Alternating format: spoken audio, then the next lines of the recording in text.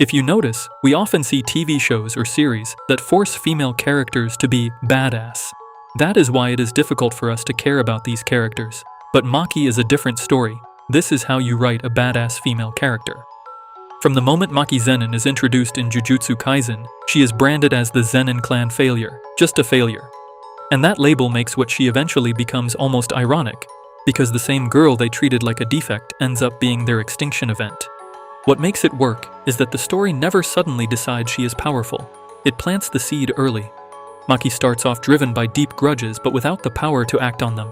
She wants to flip the Zenin clan upside down, yet she cannot even meet the minimum requirement to be considered a proper sorcerer. That gap between ambition and reality is what makes her compelling.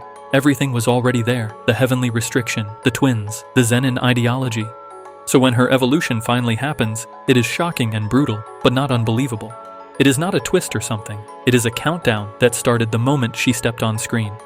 When Maki first shows up, she is strong by student standards. Physically gifted, confident, good with weapons. But in the actual world of sorcerers, she is behind. In Jujutsu Kaisen, power is measured by cursed energy and techniques, and Maki basically has none. She cannot even see curses without glasses. In a world built on cursed energy, she was born almost empty. She gets called the Zenin family failure. Even Geto throws that label at her, and one of the first things she tells Yuta is not to call her Zenin. Names in this series are tied to legacy, to power, to status. She already hates what that name represents. She does not even meet the minimum requirement to be a sorcerer. Most people in her position would just quit, or accept their rank and stay quiet. Maki does the opposite. She says she will come back and become the head of the Zenin clan. Overthrow them. That is personal, which is make it cool, right? And this is where the writing stands out. She is one of the few students in Jujutsu Kaisen 0 who gets a clear backstory and long-term goal. From the beginning, there is tension between her and the Zenin clan. It feels unfinished. At this point in the story, she is all frustration and no outlet. Strong body, weak position, big pride, no recognition. The series makes sure we feel that pressure long before anything actually happened. During the Goodwill event, her fight with Kasumi Miwa is almost disrespectful. Maki does not just win, she dominates. She switches weapons smoothly, reads Miwa's stance, controls the pace like she has done this 100 times. It is just raw skill and discipline. And even Miwa realizes something feels wrong. There is no way this is just a grade 4 sorcerer. Then we learn the truth. Her rank is being held back on purpose. The Zenin clan and the higher-ups refuse to promote her, because she does not fit their image of power. Officially, she is low rank. Unofficially, she is operating at least around grade 2 level. That gap is politics, pride, and ego. They would rather label her a failure than admit she is competent without cursed energy. At the same time, we start seeing how rigid the Zenin clan really is through conversations between Momo and Nobara. The clan values bloodline and techniques above everything, especially from women.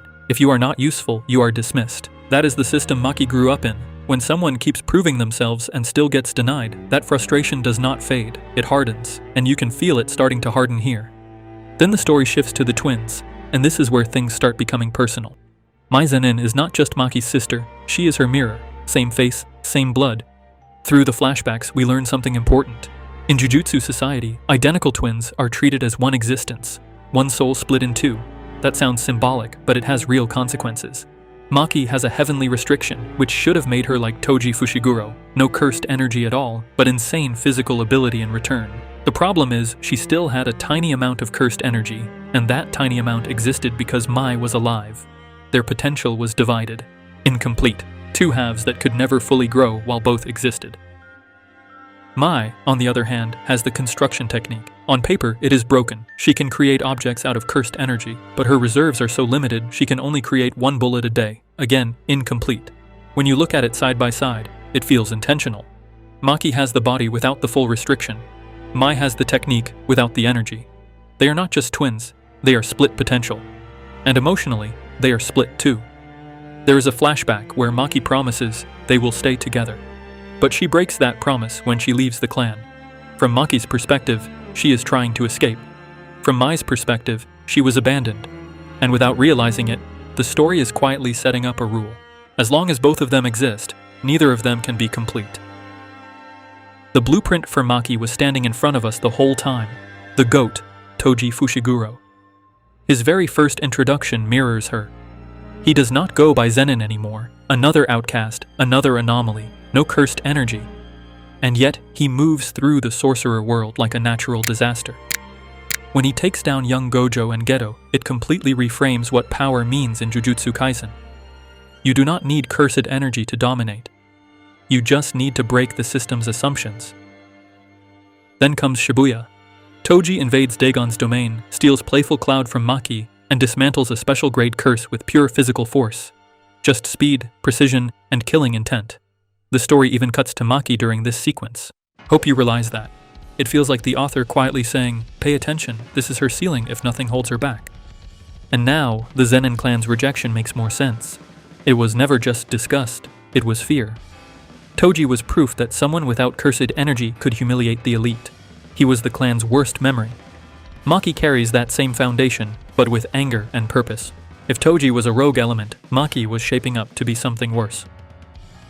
Everything finally collapses when their own father, Maki Zenin, decides to fix the problem himself. He traps Maki and Mai in a chamber filled with curses and leaves them there to die, with no hesitation. And in that moment, the clan's ideology shows its real face. Blood means nothing if you are not useful. Inside that chamber, Mai finally explains the truth. Twins in Jujutsu society are treated as one existence. As long as Mai lived, Maki could never become complete. So Mai makes a choice. She takes the remaining cursed energy with her. She sacrifices herself and uses her technique one last time to create a replica of the split soul katana, the same weapon once used by Toji Fushiguro. And before she fades, she gives Maki one request: destroy everything. This is the moment of completion, a cost. Psychologically, it is brutal. Maki does not gain strength through training. She gains it through loss, through separation, through becoming an individual at the expense of the person who shared her existence. And when she stands up again, something is different. When Maki walks back, Maki Zenin looks at her, and for a second he sees it. The same presence the clan once feared. The same absence of cursed energy that made Toji Fushiguro a nightmare. And this time, there is no doubt. No restriction holding her back. She cuts him down without hesitation. After that, it is not even a fight. The Kukuru squad falls quickly. The elite members of the clan cannot read her movements. They cannot sense her because she has no cursed energy to track. The very system they built to measure strength becomes useless against her. And that irony is perfect. The clan that worshipped technique and hierarchy gets dismantled by someone they labeled defective. Her final obstacle is Naoya, the embodiment of everything wrong with that clan. Arrogant, obsessed with legacy. He keeps insisting she will never be Toji, that she is a fake. She ends it with one clean punch. In that moment, it is not just Naoya going down. It is the ideology, the sexism, the tradition that tried to erase her. And just like that, the Zenin clan is finished by the girl they called a failure. This is why her transformation works. Every piece was placed early. Her rejection of the Zenin name, the blocked promotions, the heavenly restriction, the twin rule. Toji as living proof that someone with zero cursed energy could dominate. Gege Akutami did not suddenly boost her for hype. He built the logic first. So when the massacre happens, it feels shocking, but it also feels inevitable. And from a writing standpoint, that matters. Her power is not just physical, it is tied to identity. As long as she was half of something, she was incomplete. Once she becomes fully herself, even through loss, her strength finally matches her will. Carl Jung talks about individuation, becoming whole by separating from inherited identity. That is basically Maki's arc. She breaks from the clan, then she breaks from the twin bond. What remains is something solid and dangerous. So when I say Maki was written from the start, I really mean it. Her rise was not a last-minute decision. It was a slow burn, a girl labeled as useless. What makes her arc powerful is not just that she wiped out the Zenin clan, it is that she became whole. She stopped trying to prove herself to people who already decided her worth. She stopped carrying a name she hated. She stopped being half of something. And once that happened, everything aligned. Strength, identity, purpose. It feels brutal, yes, but it also, like a story finishing what it started. When someone keeps being told they are nothing, but they know deep down they are not, it either crushes them or transforms them. In Maki's case, it transformed her into something the very system that mocked her could not survive. If I got anything wrong, correct me in the comments, and tell me which character you want me to deep dive next. Like the video, subscribe, and turn on the bell so you do not miss the next one. Thank you for watching, seriously.